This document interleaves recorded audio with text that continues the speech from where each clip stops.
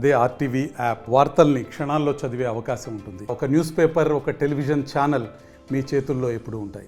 చంద్రబాబు గారు ముఖ్యమంత్రిగా ఉన్నప్పుడు జరిగినటువంటి ఈపీపీఏ కన్నా 50% తక్కువతో జరిగితే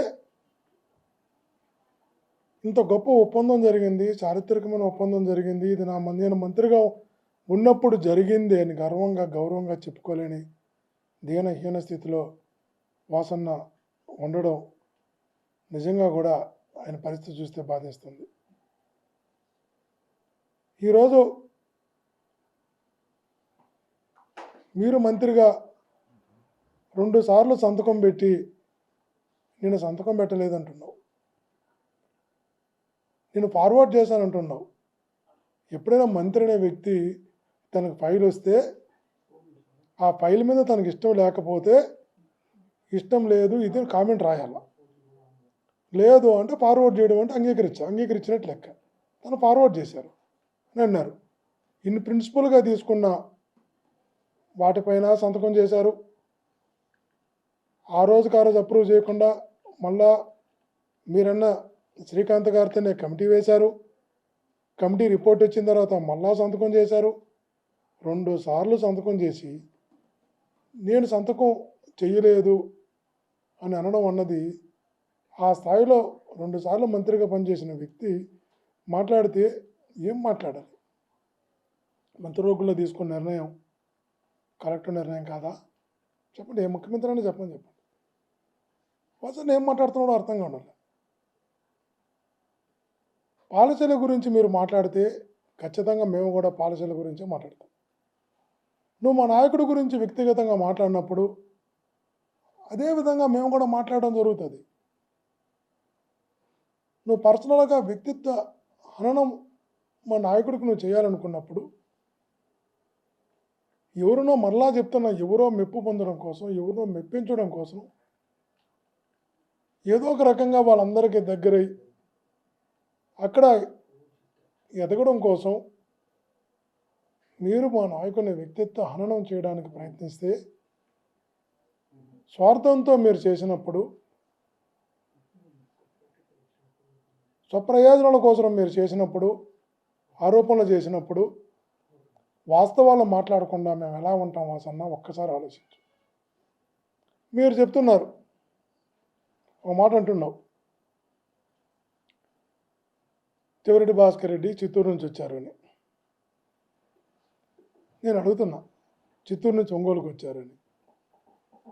నేను మిమ్మల్ని అడుగుతున్నా వాసన్న, మీరు కొండేపి నుంచి ఒంగోలుకి ఎలా ఎందుకు వచ్చారు అని అడుగుతున్నా. మీ నియోజకవర్గం కొండేపి కదా, ఒంగోలుకు వచ్చి ఎందుకు పోటీ చేశారని అడుగుతున్నా. అదే మీ నాయకుడు పాలకొల్లు నుంచి పిఠాపురం ఎందుకు వెళ్ళాడు అని అడుగుతున్నా. మీ కూటమిలో ఇంకొక ప్రముఖ నాయకుడు చంద్రబాబు నాయుడు గారు చంద్రగిరి నుంచి కుప్పం కిందకి వెళ్ళారు, లోకేష్ గారు చంద్రగిరి నుంచి మంగళగిరికి ఎందుకు వెళ్ళారు, కడప నుంచి సీఎం రమేష్ గారు అనకాపల్లి ఎందుకు వెళ్ళారు, ఈ కృష్ణా జిల్లా నుంచి పురంధరేశ్వరి గారు రాజమండ్రికి ఎందుకు వెళ్ళారు? చెప్పండి, అది కూడా అడగండి.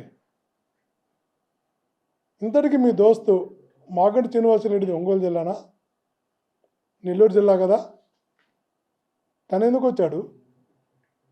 మీరు వెళ్ళింది నిజం కాదా కొండవైపు నుంచి ఒంగోలుకి? నేను ఈరోజు చెప్తున్నా, జగన్మోహన్ గారు నన్ను ఒంగోలుకి పంపించినప్పుడు ఎంపీగా పోటీ చేయమని మీతో పాటు అందరూ అన్నారు.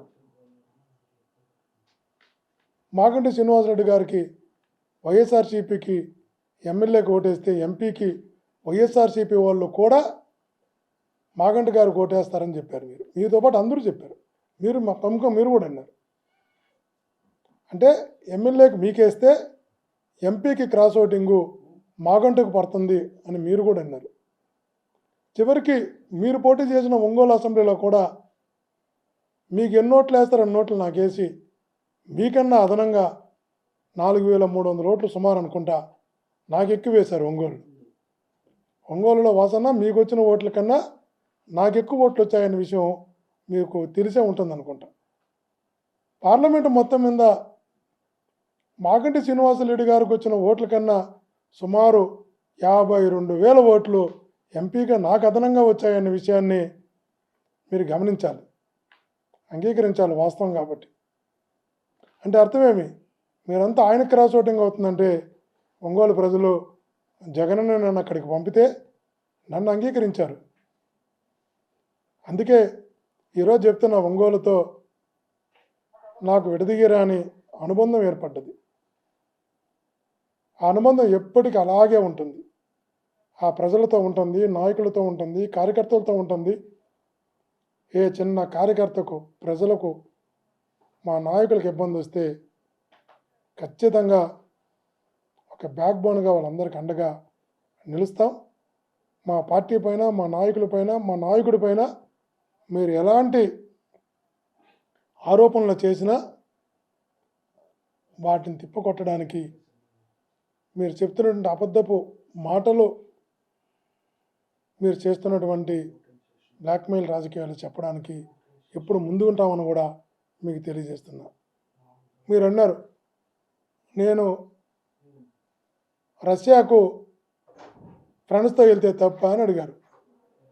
వాసన్న, మీరు రష్యాకి వెళ్ళారని నేను చెప్పలేదన్నా. నేను ప్రెస్ మీట్ మాట్లాడుతూ నేను అన్నమాట, నాకు స్వేచ్ఛ లేదు ఆ రోజు మంత్రిగా జగనన్న ప్రభుత్వంలో అన్నప్పుడు మీకు ఎంత స్వేచ్ఛ ఉన్నిందంటే మీరు స్పెషల్ ఫ్లైట్లో ఇతర పార్టీ వాళ్ళని ఎక్కించుకొని విదేశాలకు వెళ్ళినా కూడా అంగీకరించే అంత స్వేచ్ఛ జగనన్న మన నాయకుడు ఈరోజు మా నాయకుడు మీకు ఇచ్చారన్న వాస్తవాన్ని చెప్పాను.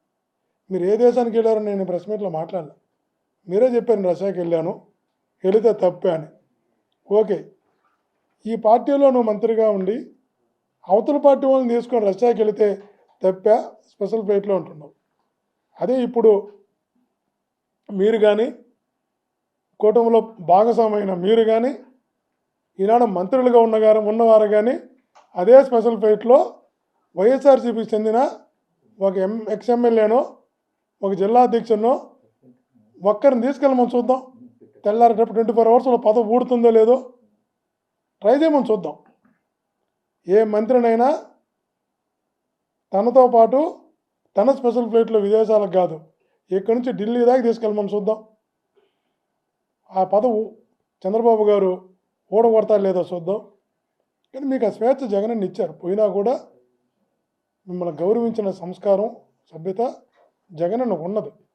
దాన్ని మీరు అంగీకరించాలి. వసన్న, శర్మలమ్మ గారు వేరా, శర్మలమ్మ గారు జగనన్న ఫ్యామిలీ గురించి మాట్లాడారు. మీరు వాళ్ళ చాలా దానికి ఒకటే అడుగుతున్నా, రాజకీయాల్లో కుటుంబంలో ఒకరు ఉండాలి అని ఒక నిర్ణయం తీసుకున్న తర్వాత ప్రజలు ఆ నిర్ణయాన్ని అంగీకరించి జగనన్నను ఒక ముఖ్యమంత్రిగా ఎన్నుకున్న తర్వాత కుటుంబంలో ఉంటాయి.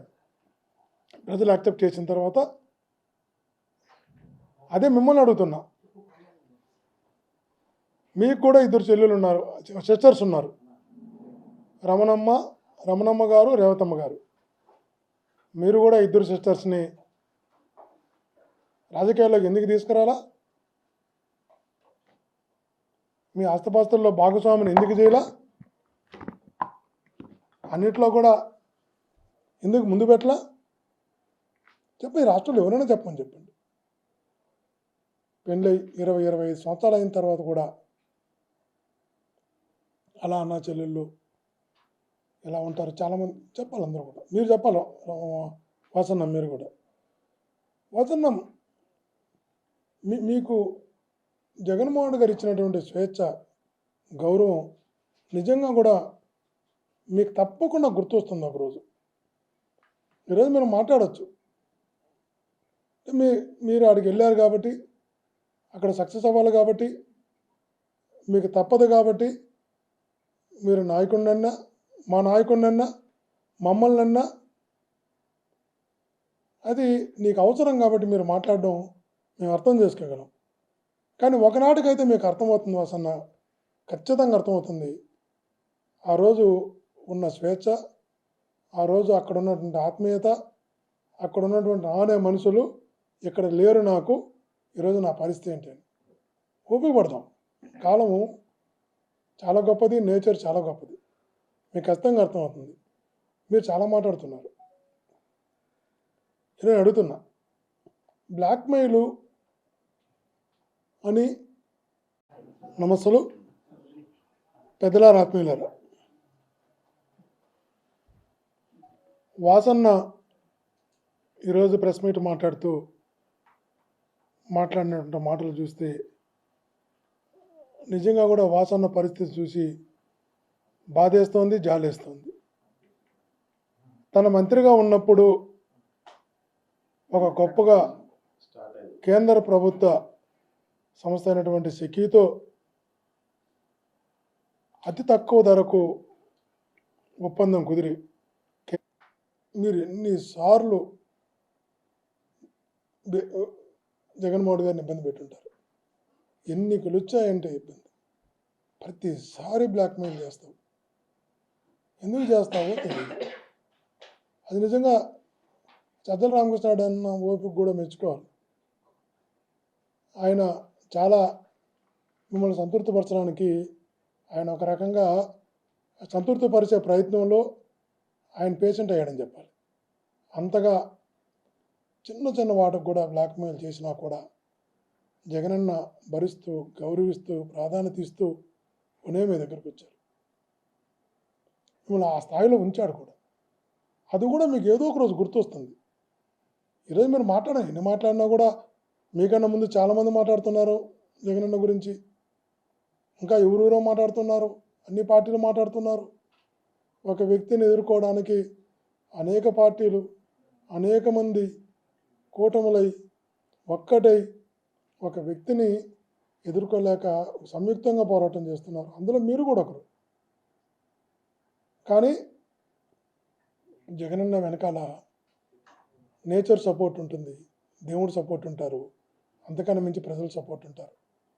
కాబట్టి ఇవన్నీ భరించడంలో ఆయన కూడా అలవాటు పడ్డాడు. ఇలాంటివన్నీ కూడా ఎదుర్కోవడంలో, ఇలాంటివన్నీ తట్టుకోవడంలో. మీరు మా గురించి కూడా మాట్లాడుతూ చెప్పారు, కాళ్ళు పట్టుకుంటున్నారని. ఖచ్చితంగా చెప్తాను, నాయకుడు కాళ్ళు పట్టుకునో, నాయకుడు కాళ్ళు అన్నం పెట్టి ఆశీర్వదించో పైకి ఎదగడం గొప్ప లక్షణమే. కాళ్ళు లాగితే తప్పు, కానీ కాళ్ళు పట్టుకుని ఎదిగితే తప్పేంటి? కాళ్ళు లాగే వాళ్ళ గురించి ఆలోచించాలా. నేను మీకు చెప్తున్నా, మీకు తెలుసు, మరలా చెప్తున్నా. నేనేదో రాత్రి ఒక 5 ఎలక్షన్ ముందు వచ్చి జగన్మోహన్ గారికి, వైఎస్ఆర్ కుటుంబానికి దగ్గర అయ్యి రాజకీయాల్లో నేనేమి ఎదగలేదు. విద్యార్థి దశ నుంచి ఆ కుటుంబంతోనే ఉన్నాను. 1988 నుంచి జూనియర్ కాలేజీలో విద్యార్థి నాయకుడిగా గెలిచినప్పటి నుంచి వైఎస్ రాజారెడ్డి గారితో ప్రయాణం చేసిన, వైఎస్ రాజశేఖర్ గారితో ప్రయాణం చేసిన, ఈనాడు మా నాయకుడు జగన్మోహన్ గారితో ప్రయాణం చేస్తున్నాను. అంటే 88 నుంచి, అంటే 36 సంవత్సరాలుగా నేను ఆ కుటుంబంతోనే ఉన్నా. అటువైపు చూడలా, ఇటువైపు చూడలా, ఆ పార్టీ మారలా, ఈ పార్టీ మారలా, ఈ జెండా వేసుకోవాలా, ఆ కండువా కప్పుకోవాలా, మీరే చెప్పు. నా 36 సంవత్సరాల విద్యార్థి దశ నుంచి ఈనాటి వరకు నా రాజకీయ జీవితంలో ఒకే కుటుంబంలోని 3 తరాలతో కొనసాగుతూనే ఉన్నా. అలాగే ఉన్నా. మీరు మంత్రి అయ్యారు, మీకెంత అనుబంధం ఉందో, ఆ కుటుంబంతో బంధుత్వం ఉందో, నిజంగా చెప్తున్నా, మీకెంత బంధుత్వం ఉందో నాకు అంతకన్నా అనుబంధం ఉంది ఆ కుటుంబంతో. ఒక్కటి మటుకు గుర్తుంచుకో, అసలు నిజంగా చెప్తున్నా, మీరంటే అందరం కూడా గౌరవించాం. పార్టీలో ఉన్నప్పుడు మీకు అత్యంత విలువ అందరం కూడా ఇచ్చాం. మీరు ఎన్ని రకాల మాట్లాడినా, ప్రతి ఒక్కటి పత్రికలకి లీక్ చేసినా, ప్రతిసారి డిస్టర్బెన్స్ అయినా, న్యూసెన్స్ అయినా మన వాసన కాదనే అభిప్రాయం అందరికీ ఉండేది. ఈరోజు ఒక మంచి నిర్ణయం ఆనాడు మీరు మంత్రిగా ఉన్నప్పుడు మా నాయకుడు తీసుకుంటే, ఈరోజు దానిని కూడా తప్పుపడుతూ మీరు మాట్లాడడం అన్నది ఇది సంస్కారం కాదు, సభ్యత కాదు. ఇది భవిష్యత్తులో మీకు కూడా మచ్చగా మిగులుతుందన్న విషయాన్ని గుర్తుంచుకోమని వాసన్నకి మనస్ఫూర్తిగా తెలియజేస్తూ, మరలా చెప్తున్నా, నన్ను ఒంగోలుకి జగనన్న పంపించారు. ఖచ్చితంగా మరిన్ని వీడియోస్ కోసం ఛానల్ ని సబ్స్క్రైబ్ చేయండి. లేటెస్ట్ అప్డేట్స్ కోసం వాట్సాప్ ఛానల్ ని ఫాలో అవ్వండి. అండ్ లింక్ డిస్క్రిప్షన్ లో ఉంది.